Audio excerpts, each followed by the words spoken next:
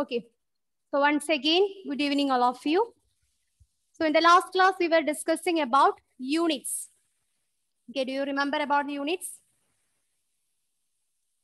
Okay. So once again, we can revise the topic that we were covered in our last chapter. Then we can move to the next topic about measurements. Okay. So now we can conduct a rapid fire round. Niranjan, what are the classification of unit? Derived units and fundamental units. Very good. Derived units and fundamental units. Meherin, what do you mean by fundamental units? Fundamental units are the basic units which we cannot convert into further form. Okay. Fundamental units are the basic units, and these are the units associated with the fundamental quantities. How many fundamental units are there? Gaya, Mary Jane. Gaya, how many fundamental units are there? 7. 7. Very good. Then Shreya, what do you mean by derived units? Associated with derived quantity. Yes, the unit associated with derived quantities are known as derived units. Okay. And along with this fundamental quantities, we have two more supplementary units are there. What are they? Sarah.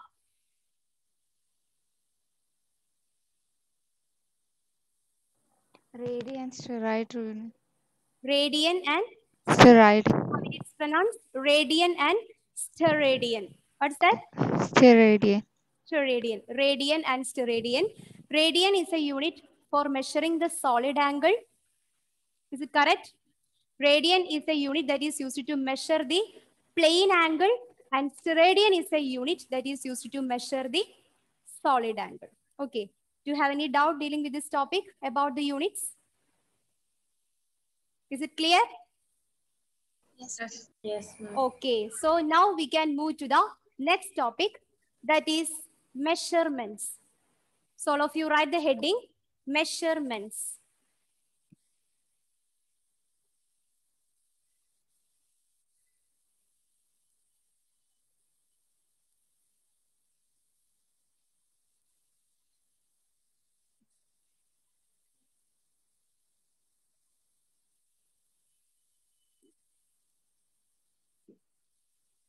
What do you mean by measurement?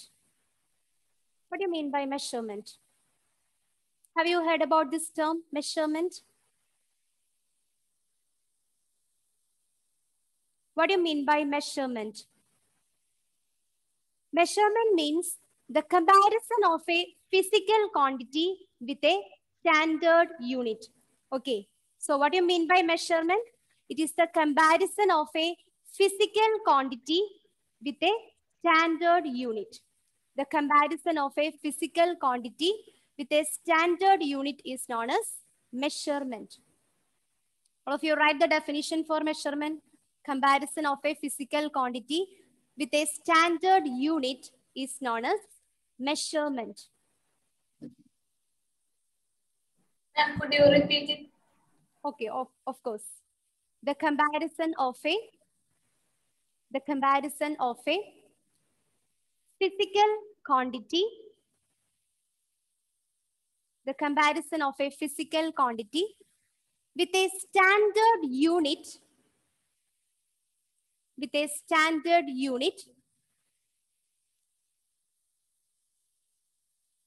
are called measurements.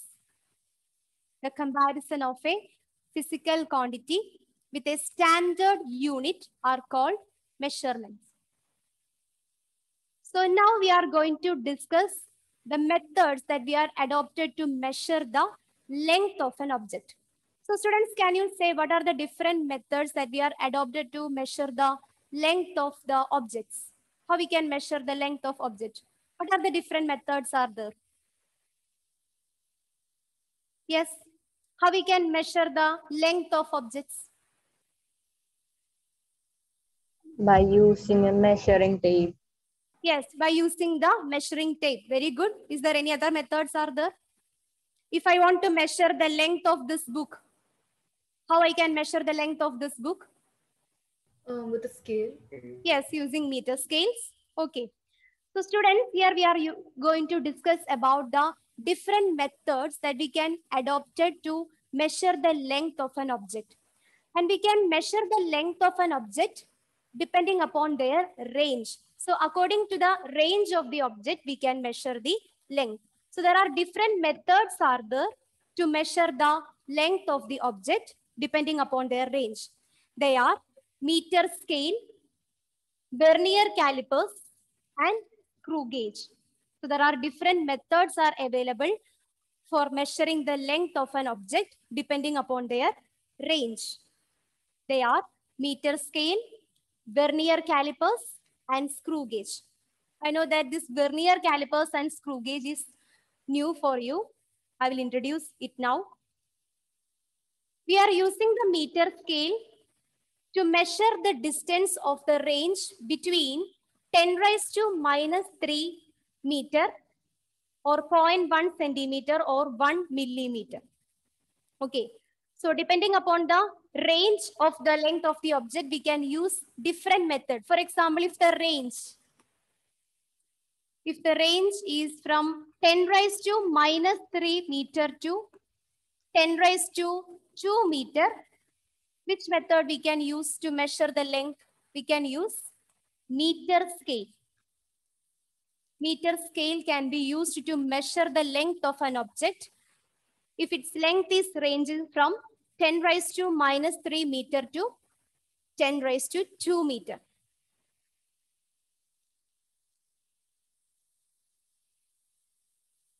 And suppose you just imagine if the length of the object is ranging from 10 raised to 4 meter, if the range of the length is 10 raised to minus 4 meter, then here we can use a device that is what is known as vernier calipers. Vernier calipers. If the range of the length is 10 raised to minus 4 meter, then we can use a device, vernier calipers, to measure the length. Here you can see the image of vernier calipers. So vernier caliper is a device that is used to measure the diameter of a spherical bodies. We cannot use the meter scale to measure the diameter of spherical bodies or that of the dimensions of a rectangular slab. So for that purpose, we are using this vernier calipers. Vernier calipers is a device that is used to measure the diameter of spherical bodies or the dimensions of a rectangular slab and all. So if the range of the length is 10 raised to minus 4 meter, we can use this device to measure the length.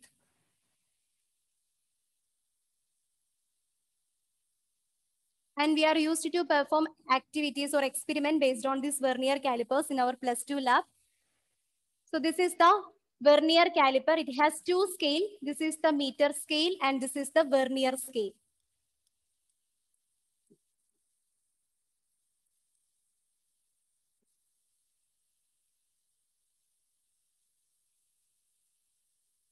For example, students, you just observe here. If I want to measure the diameter of this wire, if I want to measure the diameter of the wire, is it possible to measure the diameter of the wire using a meter scale? Can we measure it using a meter scale? Is it possible? No. No. So in such cases, we can measure the diameter of this wire with the help of a vernier calipers.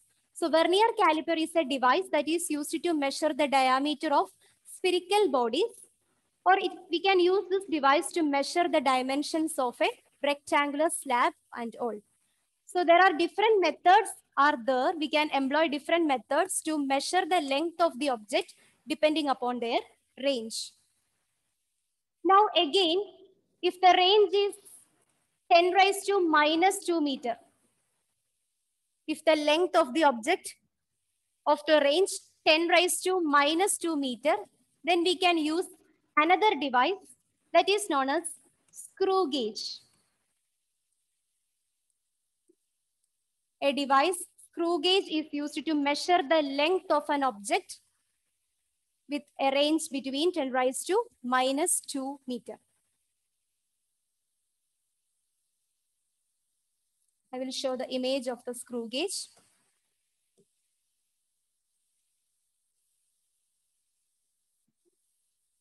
So screw gauge is a device that is used to measure the diameter of fine wires, thickness of paper, and small length. The screw gauge consists of main scale and a circular scale.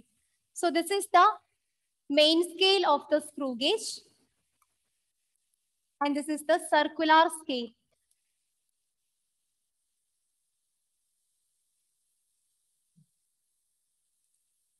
So screw gauge is used to measure the small distance. It is used to measure the small distance of the range 10 raised to minus 2 meter.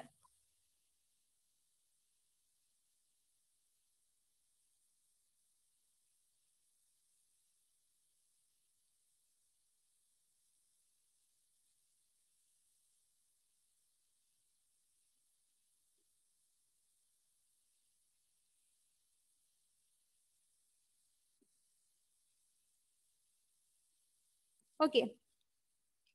So depending upon the range of length, we can adopt different methods to measure the length of the object. For example, if the range is between 10 raised to minus 3 meter to 10 raised to 2 meter, which device that can be used to measure the length? If the range is between meter scale, very good. If the length of the range 10 raised to minus 4 meter, which device we can use to measure the length? Vernier caliper. Very good, vernier calipers. If the range of length is 10 raised to minus 2 meter, then which device is used to measure the length? Screw gauge. Meter scale. Is it meter scale? Not 10 raised to 2 meter, it is 10 raised to minus 2 meter. Very small distance. How we Screw can gauge. measure the... Very good, Tom Instant. It is by screw gauge. Is it clear? So my next question, if I want to measure a large distance, for example, if I want to measure the distance to a planet or to a star, how it is possible? Can we use a meter scale to measure the distance to a star or that of a planet? Is it possible? Or can we use a meter scale to measure the distance to a star or planet? No. So for that, we are using an indirect method, and that indirect method is known as parallax. So here we are introducing another method to measure the length or to measure the distance. That method is known as parallax. So in order to measure the large distances, or in order to measure the distance to Earth or planet from the surface of Earth, in order to measure the distance to stars or planet from the surface of Earth, we are adopt a method that is what is known as parallax. Parallax method.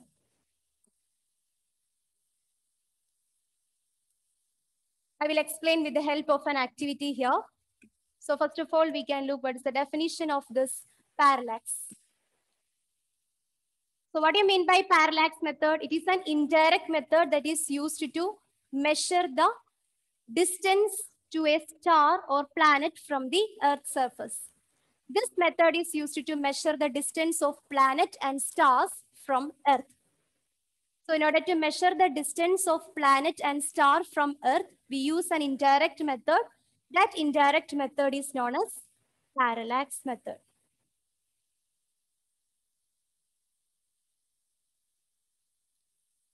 Then what do you mean by the term parallax?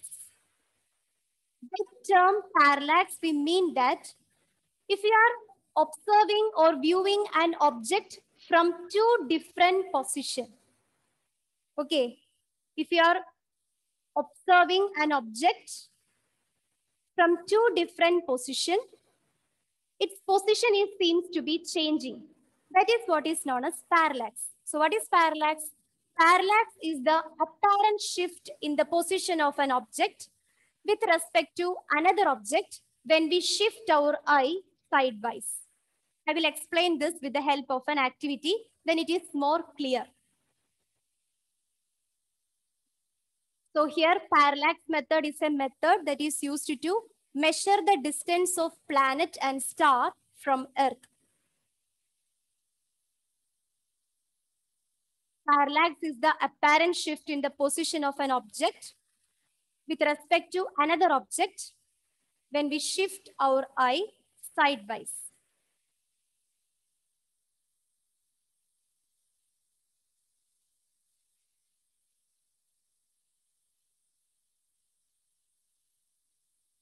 Okay, can I change the slide? I think all of you are writing the definition. Okay, after this we can perform an activity in order to explain this parallax method. So in order to measure the large distance, that is to measure the distance of planets and stars from Earth, we use an indirect method. That indirect method is known as parallax method.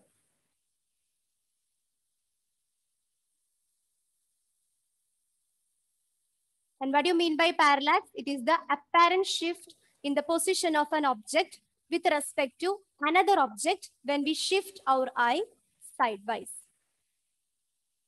Can I change the slide? Okay. Yes. Now I will show how we can use this parallax method. Suppose you imagine you are considering an object in front of you. It is quite far away from you. Okay. All of you are focused on object in front of you. Any pen or pencil or anything like that. Okay. So we are going to focus on object. So first of all, you close your left eye. Close your left eye and then observe the pen. Try to do this activity. Close your left eye and observe that object. Now you can open this left eye and close your right eye and try to observe this object. What do you find? What do you felt? Here we are observing the object. First of all, we are close our left eye and observe that object. Now, then we are close our right eye and observe the object. What about the position of the object? Is it remain stationary? Yes, what do you experience? What's your observation from this activity? What about the position of the object? Try to focus any object in front of you that is quite far away from you and try to focus it with the help of your two eyes. Close your left eye and observe the object. Again, close your right eye and then observe the object. What about the position of the object? Is it remain stationary? No, ma'am. No, it is seems to be changes its position. Okay, so here I will illustrate it. Suppose if I want to find the position of a tree. Okay, this is far away from here. My eyesight, I am standing here. So I'm going to observe this tree from two different positions. First of all, I am observing the tree from this position, A. And from the point A, the distance to the tree is taken as D. Then again, I observe the same tree from the another position at B. Again, the distance from the tree to this point B is taken as D. Now, the distance between the two observed points, the distance between the two observed points is known as basis. The distance between the two observed points is known as basis. And the angle formed between these two observed points is taken as theta. And this angle theta is known as parallax angle. Parallax angle. Here we are discussing how we can find out the distance to an object, the large distance with the help of this parallax method. Here we are consider the tree as our distant object. It is far away from my eye. Okay.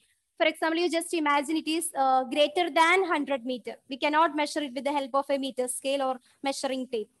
So here I employ the method of parallax method to calculate the distance from the tree from my eye. Okay.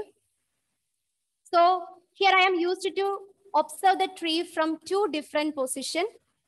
First, I observe the tree from the position A. Then I observe the same tree from the position B. The distance between the two observed points is known as basis. It is known as basis. We can take it as small letter B. The distance to the tree or the object, the distance to the tree or the object from the point A is D. The distance to the tree from the point B is taken as D. And the angle formed between these two observed points is theta. That angle theta is known as parallax angle. Now, in mathematics, you may study an equation. The angle can be calculated by an equation. Arc length divided by radius.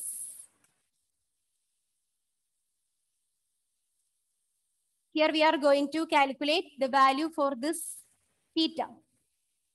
So here the angle is taken as theta. Theta is equal to arc length divided by radius. What is the arc length here? Suppose you just imagine, say, in the form of a sphere. What is the arc length here?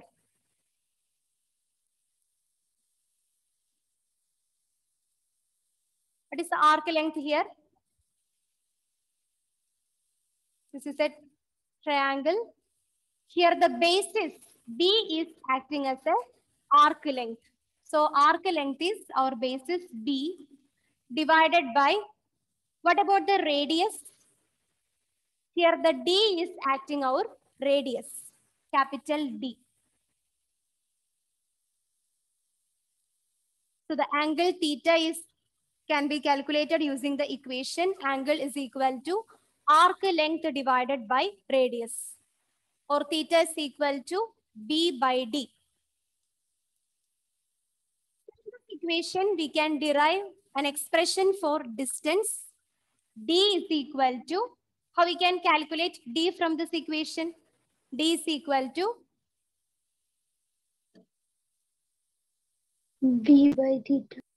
yes, D is equal to B by theta. That is base divided by the parallax angle. So if you know the value of the distance between two observed points and that of the parallax angle, then you can easily calculate the distance to the star or the planet from the Earth's surface. This is what we are doing in our parallax method. So what do you mean by parallax method? Parallax method is a method that is used to measure or calculate the distance to the planet or star from the Earth's surface. So for that, we are consider the object that is far away from you. Once again, I will explain the same method here. Suppose we can take it as a star. We are observing a star from two different points, A and B. Okay. The distance between the two observed points is known as, what is the distance between the two observed points? Basis. Yes, very good. It is known as basis. And we can take it as B, small letter B. Distance to the star from the point A is taken as, the distance to the star from the point A is taken as D. Similarly, the distance to the star from the point B is taken as D. Then the angle between the two observed points is taken as theta, and this angle is known as, Parallax angle. very good. This angle is known as parallax angle.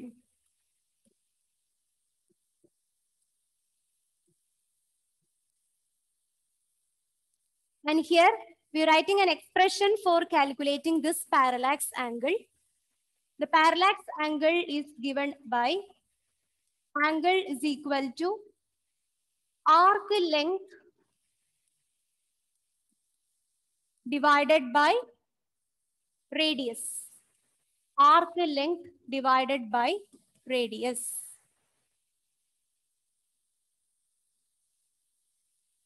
So here we are assuming as a spherical surface.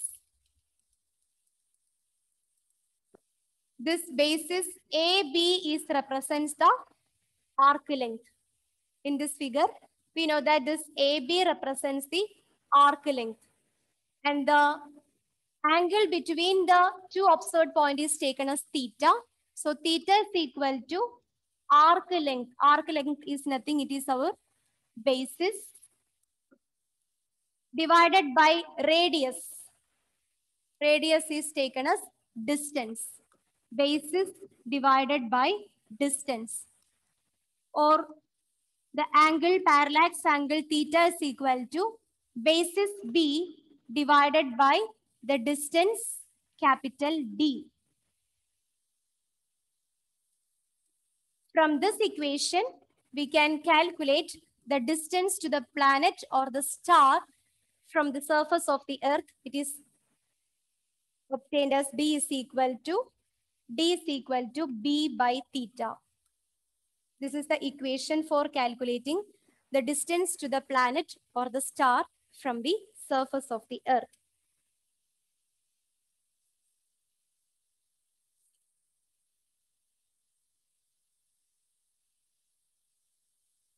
Okay. So students, here we were discussing about the different methods that we are adopted to measure the length of the object. Depending upon the range possessed by the object, we can take different measures. We can adopt different measures to measuring the length of the object. If the range is between 10 raised to minus 3 meter to 10 raised to 2 meter, okay, 10 raised to minus 3 meter to 100 meter, we can adopt meter scales or measuring tapes to measure the length of the object. But if the length of the range is between 10 raised to minus 4 meter, if the length of the object is 10 raised to minus 4 meter, then we cannot use the meter scale to measure the length. So in such cases, we use a device. That device is known as vernier calipers. Now, if the distance of the object or the length of the object is in the range of 10 raised to minus 2 meter, that is a very small distance. Again, we are using another device to measure the length of the object. That device is known as screw gauge. Screw gauge, or one more device is the spherometer. Spherometer. You can also note down that name. If the range of the length is 10 raised to minus 2 meter, we can use screw gauge or spherometer. Screw gauge or spherometer is used to measure the length of the object.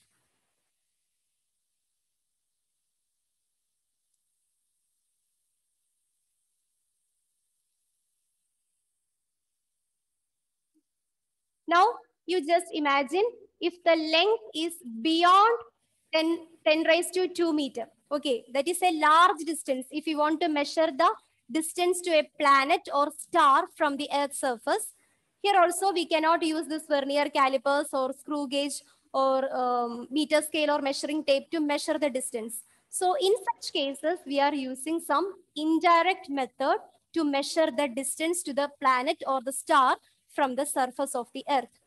And that method is known as, what is that method? That indirect method that we are used to measure the distance to the planet or to the star from the surface of the Earth. Parallax method. Parallax method. So parallax method is a method used to measure the distance to the planets or stars from the surface of the Earth. Okay. And in parallax method, by the term parallax, we mean that change in the position of the same object when we view the object from two different positions. Change the position of an same object when we view the object from two different positions. And what is the equation for calculating the distance of the star or the planet from the surface of the earth? What is the equation? D is equal to Arc length by arc length D. by, yes, D is equal to arc length by radius, or D is equal to B by D. Arc length or theta is equal to B by D, or D is equal to B by theta. And what is this B represents? What is this B represents? Basis. Basis. What do you mean by basis?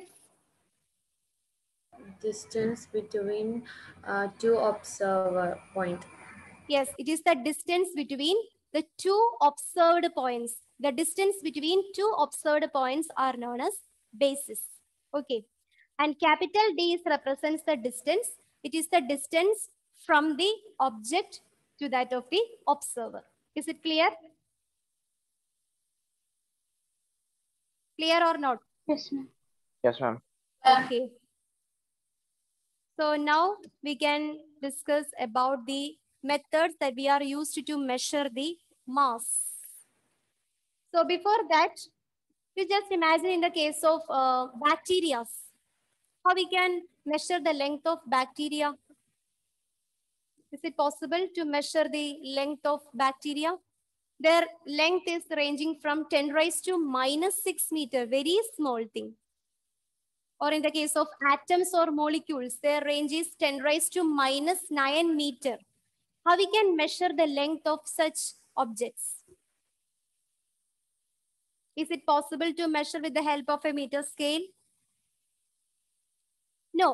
So in such cases, we are using microscopic method, and that method is known as electron microscope. We are using some microscope such as electron microscope,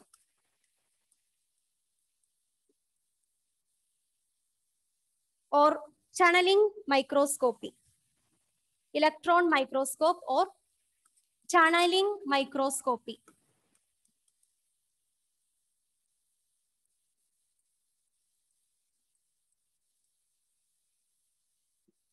I will write here. Electron microscope or channeling microscopy.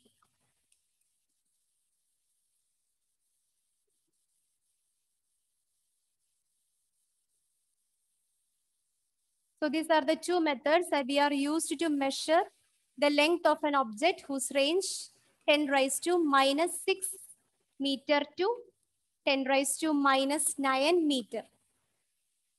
They are extremely small in size, just like in the case of atoms or molecules, or in the case of bacteria.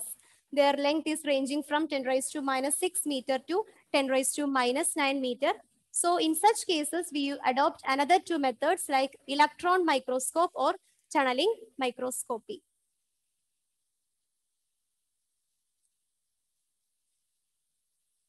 Okay. Is it clear? Yes, ma'am. All right. Now we are going to discuss about the measurement, the methods of measurement for mass. Okay. Methods of measurement using mass.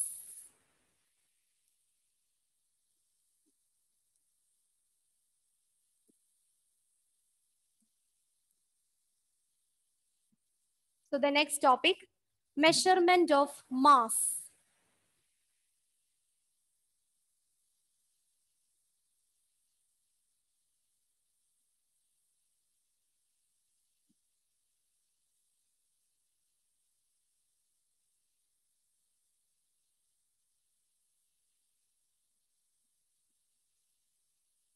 Measurement of mass.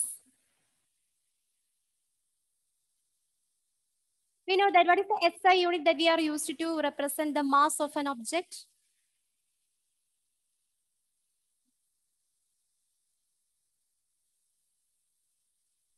Kilogram. Yes, it is kilogram. The SI unit of mass is kilogram. And here also we can measure the atoms and molecules.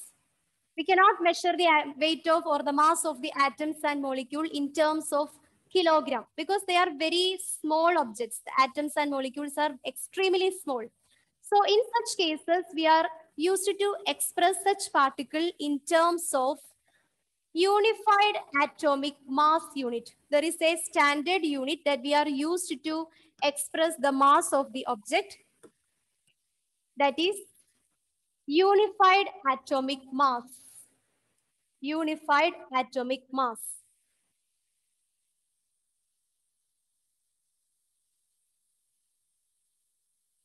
Or we can express it in terms of AMU. AMU. Atomic mass unit. So while dealing with atoms and molecule, we cannot use this kilogram. In such cases, we are used another standard unit of mass. They are known as unified atomic mass unit, or it is also known as AMU. AMU.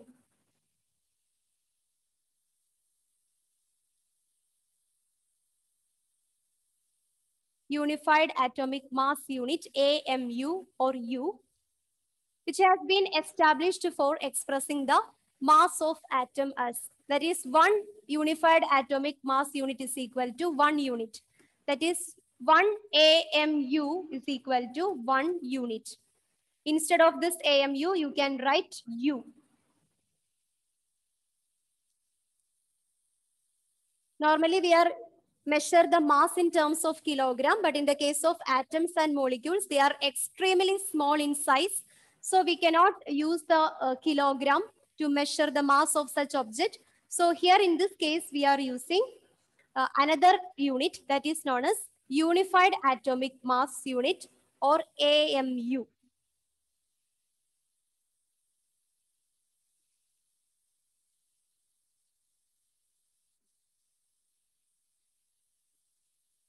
So that's all about the measurement of mass, AMU.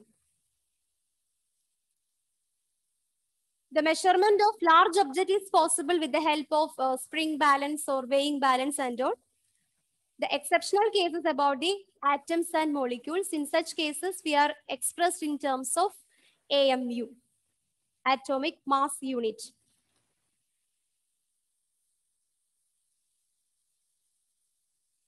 And 1 AMU is equal to, 1 AMU is equal to, sometimes you may study this in chemistry. 1 AMU is equal to 1 by 12 the mass of carbon 12 atom.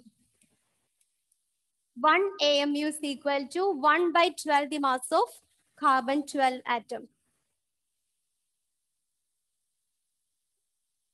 1 AMU is equal to 1 by 12 the mass of carbon 12 atom.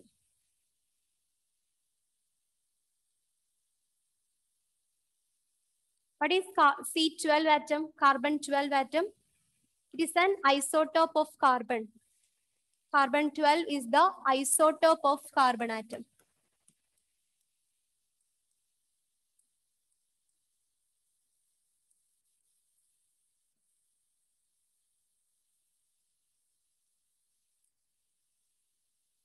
Okay. Now we can discuss about the methods that we can use to measure the time. Methods that used to measure the time.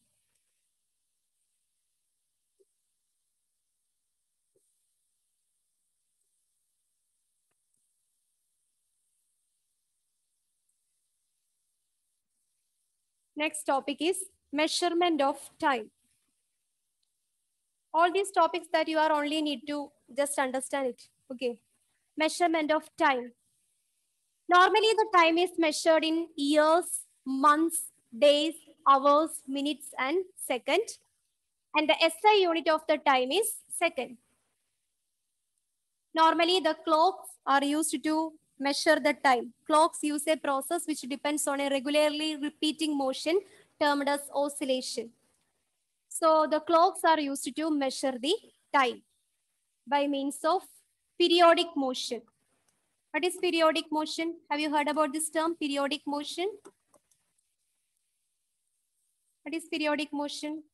If the motion of an object repeats at regular interval of time, if the motion of the object repeats at regular interval of time, then we can call it as periodic motion. The periodic motion is also known as oscillations. So the time can be measured with the help of clock.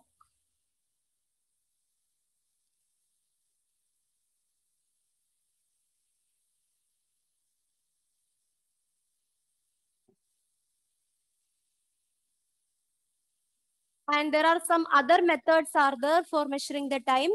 They are electrical oscillators, electronic oscillators, quartz clock, atomic clock, decay of elementary particles, and radioactive decay. These are the methods that we are employed in earlier days. Atomic clocks, decay of elementary particles, or radioactive dating, that is carbon dating, is used to estimate the age of fossils. So these are the different techniques that we are adopted for measuring the time. Electric oscillators, electronic oscillators, quartz clock, atomic clock, decay of elementary particles, radioactive dating, that is carbon dating, is used to estimate the age of fossils.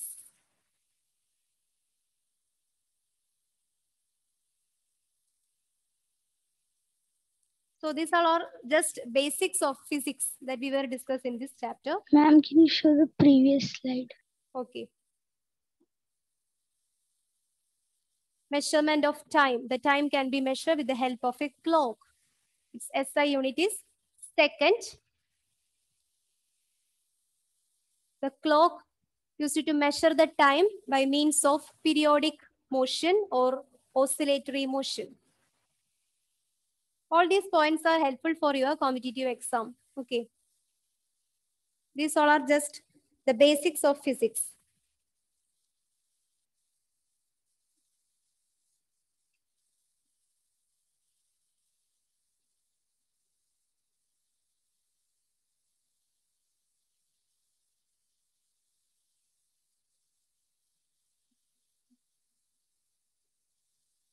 Okay.